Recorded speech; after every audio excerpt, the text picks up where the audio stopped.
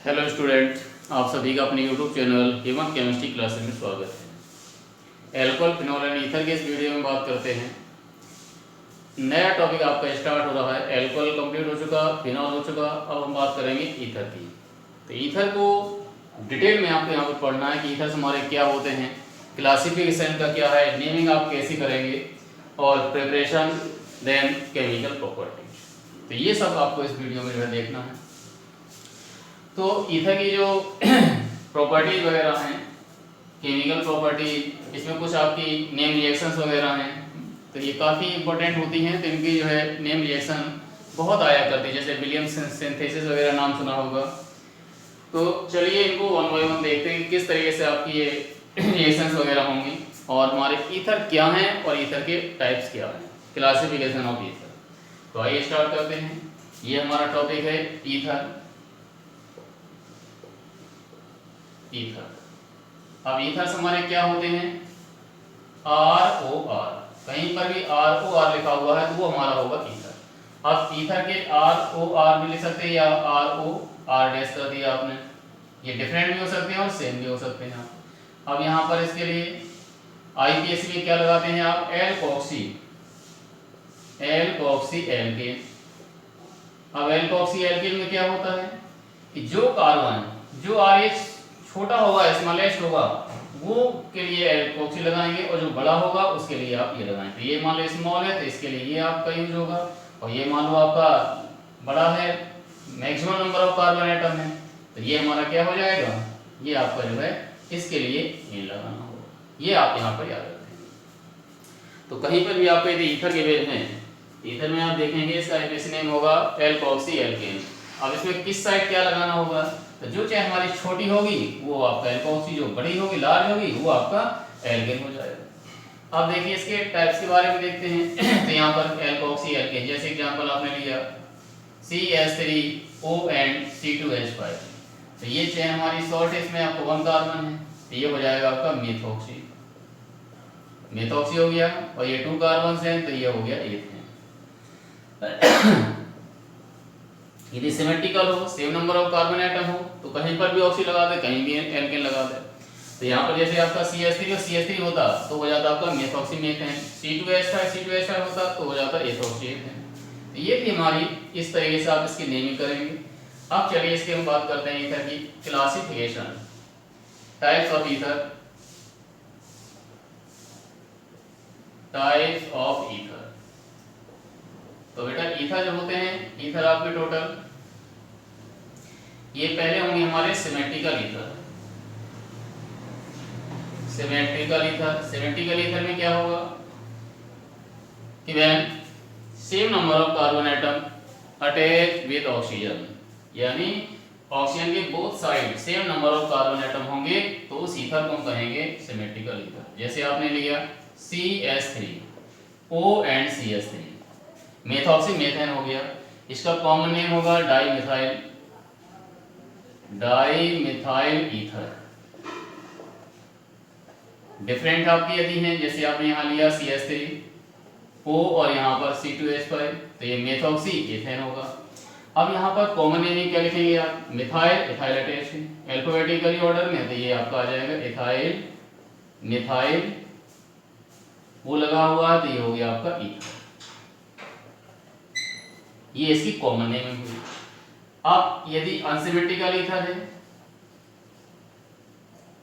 Unsymmetrical ether, तो unsymmetrical वाले case में क्या हो जाएगा, ये आपका अनसिमेट्रिकल हो गया। सिमेट्रिकल में क्या होगा, दोनों सेम होंगे आपके, सेम नंबर। यदि CH3 यहाँ लिया तो CH3 ही यहाँ होगा, तो ये एग्जांपल किसका हो गया, अनसिमेट्रिक का हो गया, क्योंकि यहाँ पर डिफरेंट आपने ले लिया, यहाँ पर 1 कार्बन, यहाँ पर 2 कार्बन, तो जहाँ पर ये डिफरेंट होंगे वो हमारा क्या हो गया, अनसिमेट्रिकल हो गया। ये सिमेट्रिकल में और एग्जांपल जैसे आप यहाँ ले लें C2H5O एंड C2H5, तो इसमें भी आप देख रहे हैं कि दोनों में सेम कार्बन है, 2 कार्बन यहाँ पर है, 2 कार्बन यहाँ, तो ये हो जाएगा हमारा डाईमिथाइल ईथर, डाईएथाइल ईथर, क्योंकि C2H5 लगा हुआ है तो डाईएथाइल ईथर हो गया। यदि इसकी IPAC नेम लिखनी है तो एथॉक्सी एथेन हो जाएगा।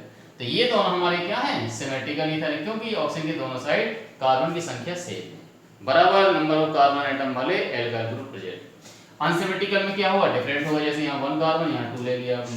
और हमने यहाँ दूसरा एग्जांपल लिया, यहाँ लिया C3H7, यहाँ O और यहाँ ले लिया हमने C2H5। तो इसमें भी आप डिफरेंट देख रहे हैं, यहाँ 3 कार्बन से यहाँ 2 कार्बन।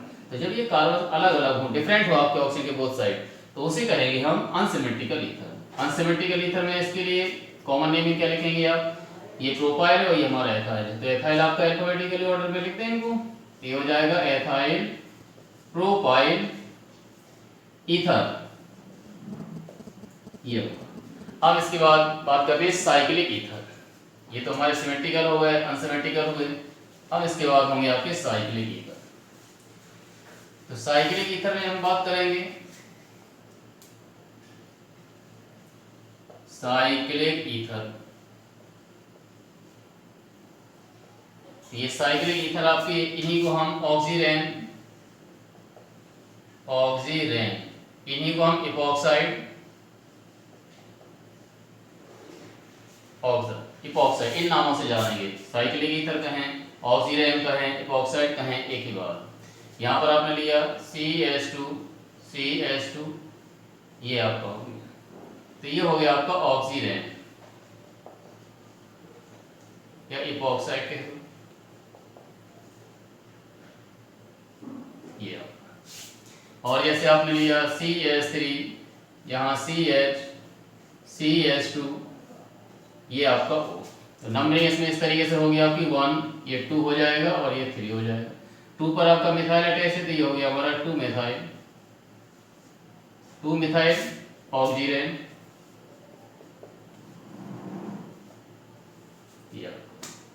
तो इस तरीके से ये था हमारा साइक्लिक ईथर। अब चलिए हम बात करते हैं प्रिपरेशन ऑफ ईथर। बहुत ही इंपॉर्टेंट है आपकी ये प्रिपरेशन। तो प्रिपरेशन ऑफ ईथर में सबसे पहले हम देखते हैं फ्रॉम डिहाइड्रेशन ऑफ एल्कोहल। यदि एल्कोहल गिवन है तो एल्कोहल का हम डिहाइड्रेशन करेंगे, और डिहाइड्रेशन करने से ही आपका ईथर फॉर्म। तो ये रिएक्शन जो हमारी होगी है टेम्परेचर डिपेंडेंट रिएक्शन होगी। तो देखिए किस तरीके से preparation of ether, preparation of ether. तो ईथर की प्रिपरेशन में सबसे पहला आपका फर्स्ट रिएक्शन हमारी फ्रॉम, कहां से आप बनाएंगे इसे, डिहाइड्रेशन ऑफ एल्कोहल। एल्कोहल के यदि हम डिहाइड्रेशन करेंगे तो आपकी एल्कोहल, तो आपका ईथर फॉर्म होगा। अब देखना है जरा, तो इसमें हमारी ये टेम्परेचर डिपेंडेंट रिएक्शन होती है। किस तरीके से रिएक्शन होगी, इसमें टेम्परेचर रिप्रेजेंट करना बहुत आवश्यक होता है। टेम्परेचर नहीं लिखते हैं तो आपका दूसरा प्रोडक्ट फॉर्म हो जाएगा, क्योंकि ये रिएक्शन टेम्परेचर पर ही डिपेंड करेगी। टेम्परेचर इंक्रीज करते जाएंगे तो डिफरेंट प्रोडक्ट आपके फॉर्म होते जाएंगे। तो देखिए हम लिया हमने यहाँ पर, जैसे ये ले लिया आपने CH3, CH2 और ये लिया हमने OH, इथाइल एल्कोहल है आपका, इथाइल एल्कोहल। अब इस एथाइल एल्कोहल का, इसे हमने हीट किया,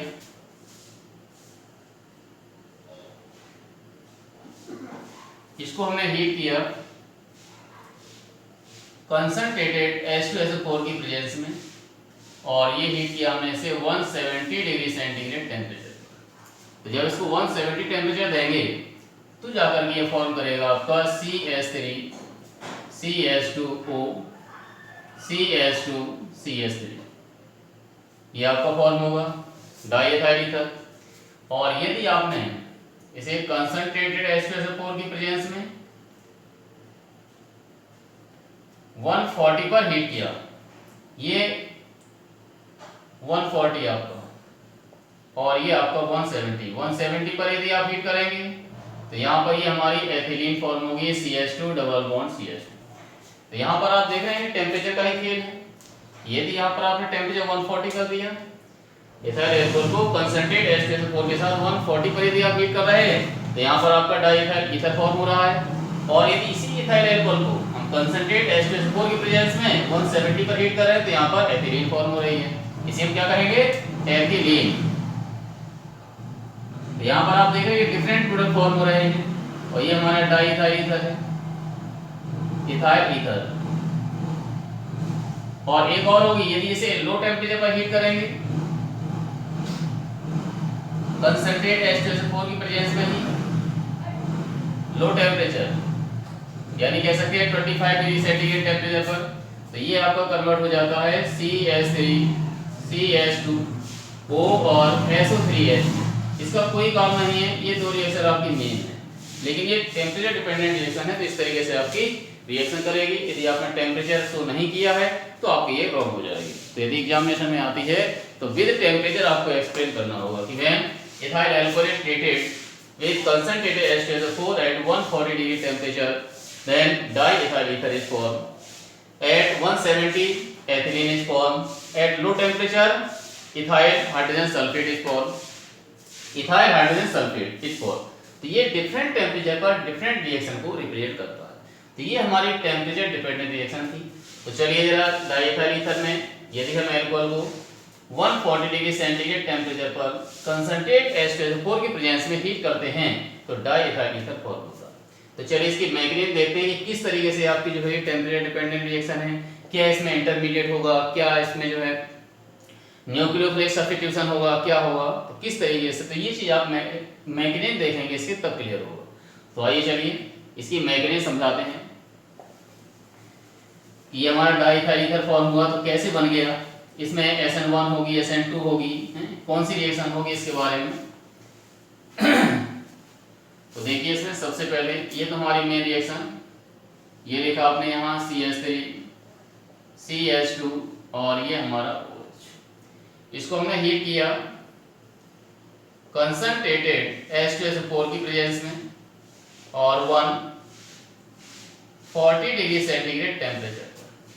तो ये कन्वर्ट होता है आपका डाइएथाइल ईथर CH3 CH2 और OH, ये देता है। अब देखिए O और यहाँ पर आपका CH2 CH3, यानी ये फॉर्म हुआ आपका डाइएथाइल ईथर, डाइएथाइल ईथर।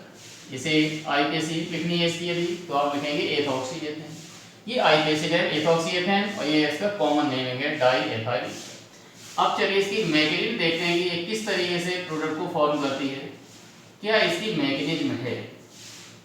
तो मैकेनिज्म में आप देखेंगे ये हमारा है अल्कोहल CH3 CH2 O और ये H। अब इसकी रिएक्शन होगी सल्फ्यूरिक एसिड से कंसंट्रेटेड H2SO4, H2SO4 एसिड है तो H2SO4 किसको सप्लाई करेगा, H+ को, H+। अब यहाँ पर आपके लोन पेयर नहीं, तो ये हमारा H+ कहाँ किसको ढूंढेगा, H+ का मतलब इलेक्ट्रॉन की डिफिशियंसी है, तो ये ऑक्सीजन क्या करता है, ये ऑक्सीजन अपना इलेक्ट्रॉन इसको दे देता है और ऑक्सीजन के साथ ही अटैच हो जाता है। तो यहाँ पर CH3 CH2 O H और H, इसने अपना ही लोन पेयर इसको दिया है, इस पर पॉजिटिव चार्ज आ गया। तो ये हमारा कहलाता है प्रोटोनेटेड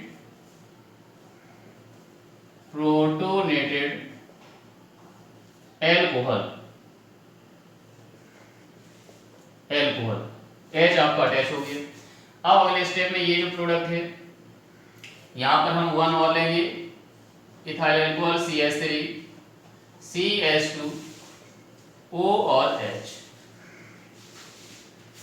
और यहाँ पर ये आपने लिया, ये जो मिला है protonated alcohol CH3 CH2 O पर पॉजिटिव चार्ज H और यहाँ पर आपका H।